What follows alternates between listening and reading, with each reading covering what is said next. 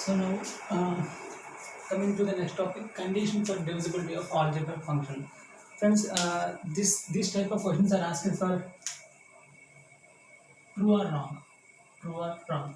So true or false. We will be having some questions on true or false now.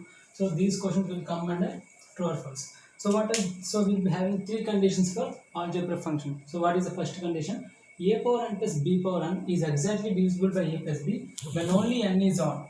When only n is odd means what? For example, see, a power 5 plus b power 5 is can be divided by only a plus b, or a cube plus b cube, or a power 7 plus b power 7, right?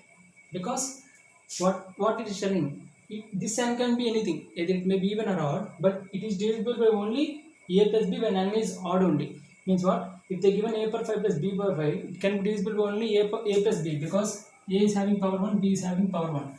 It can be divisible by a cube plus b cube because 3 is an odd number. So what it does, a power 1 plus b power 1 is exactly divisible by a plus b when n is odd.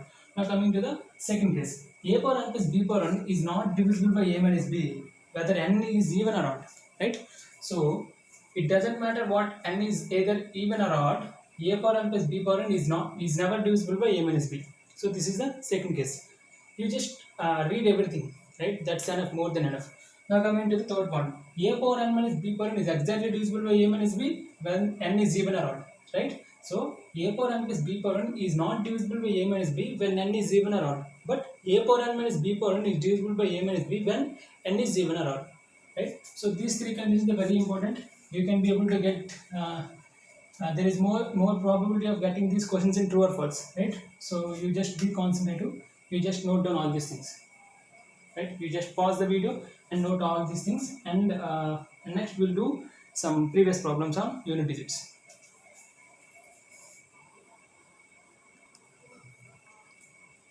So these are some previous questions. This is asked for SSC, and this was asked in SBI examination, and these type of questions will be asked for placement, right? This questions comes under placement, and this and all will come under. So this is the SSC 2017 question. This is SSC 2017 question. This is SBI 2006. So this question is comes under SBI 2006. Now, how to find the unit digit in this case? How to find unit digit? Now, see, 11 power 11. So, what is the unit digit here? 1. So, what I told? Irrespective of what? Irrespective of unit digit, what is the power? Irrespective of power, the unit digit of 1 will be 1. 1 plus 12 power 12.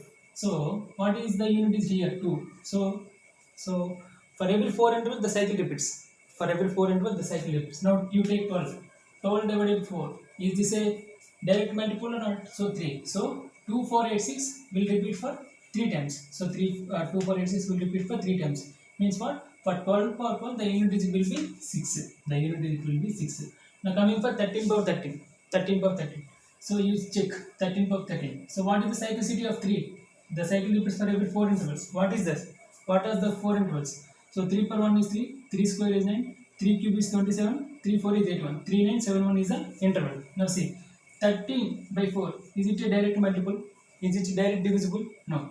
Now you take 12 by 4, this is a direct divisible. So 12 by 4 is 3, means this cycle repeats for 3 times. Means what? For 4 power 12, for 13 power 13, it will be at 1.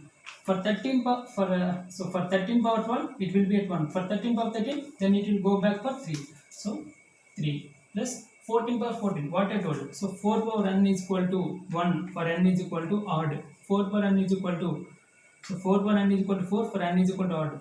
4 power n is equal to 6 for n is equal to even. So 14 is even or odd? Even. So it belongs to the unit digit will be 6. So what is this? 5. I already don't know. Irrespective of powers, the unit digit will be 5.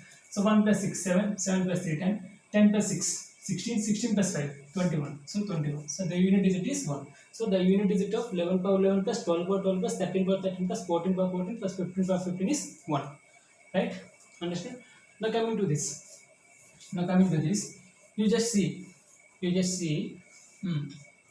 25 power 25. See, when you are doing this, when you are facing this type of questions, you don't go by this procedure. That is, you will be having unit digit 1, you will be putting 1 here. So 1 into, you are having 2 here. So the cyclicity of 2 is 2, 4, 8, 6. It repeats for every 4 intervals. So 22 is a direct multiple of 2. So the unit digit is 6. 1 into 6. Next coming to 3. So 3 is a interval. So come 3 is a so the 3 repeats for every 4 intervals, right? So the term 3 repeats for every 4 intervals. This and all a long procedure. But what you'll do now? So you see 5. So what is the unit digit of 5? So 5 is the unit digit. Now see 5 into 6 what? 5 into 6 what? So here you will be getting 6 now. So 5 into 6 what? 30. Means you are getting 0 somewhere. You are getting 0 somewhere. It doesn't matter if 0 appears for one time, then the entire unit digit will be 0. Right or not? You just take 5, you just multiply it with 2, 5 2s are 10, you will be getting 0. You just multiply with 4, 5 4s are 20, you will be getting 0. You just multiply with 6, 5 6 are 30, 0. Means what? If you are getting 5 and if you are getting any digit as even, then the unit digit is 0. You don't no need to do all these things, right? But if you able to see any 5 in the unit digit, you just take 5 and you just check whether any even number is there or not. So 24 is even number, 22 is even number. So you will be getting what you will be getting? You will be getting even number as the unit digit. So you just multiply 5 with any even number, you will be getting zeros, right? So the entire answer is 0. So the unit digit of this answer is 0. Right? The unit digit of 21 per 21 into 22 per 22, so the unit digit is 0. Understood? Now coming to the 17 per 17, 27 per 27, 37 per 37. So 7. 7 repeats for every 4 intervals, right? 7 repeats for every 4 intervals, right? I already told you now. So you just do this. If you haven't got this, if you're not able to get the answer, you just put it in the comment box. Definitely, I'll solve it, right? So this is all about the unit digits and basic algebraic conditions. If you're having any doubts, you can ask me.